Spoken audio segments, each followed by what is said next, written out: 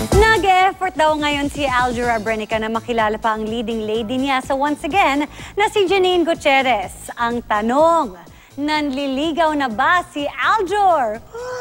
Makichika kay Lars Santiago. Di ba lasing ako? Habang tumatagal ang pagsasama ni na Aljur Abrenica at Janine Gutierrez sa GMA Primetime Soap na once again, lalo silang nagiging malapit sa isa't isa.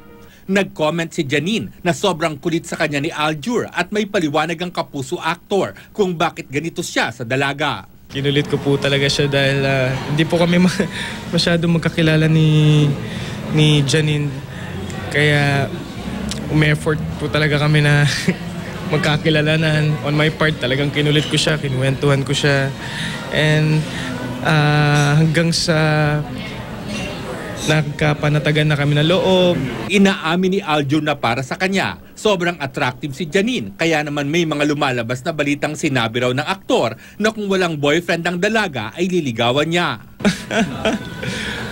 So mga naririnig po nating mga rumors na ganyan, ako I take it as a compliment eh. Pero kung tatanungin niyo po ako, Sir Lar, no.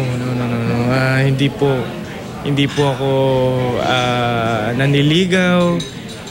Hindi po totoo yung rumors. Ako, I respect Janine.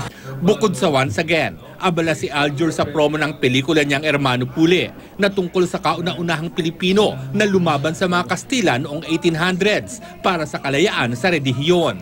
Our hopes are high after showing this film ay mabigyan ng acknowledgement ang para sa amin ang isa sa mga pinaka-importante na hero dito sa ating bansa. Dito'y kapareha naman ni Aljur si Luis de los Reyes na minsan ding na-link sa kanya at ngayon si Hermano Pule.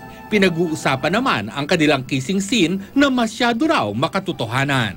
Talagang naibigay namin yung nire-require ng eksena dahil oppress nire-repress ni Hermano Pule yung feelings niya for Lina, which is played by Luis. Lars Santiago, updated sa Showbiz Happening.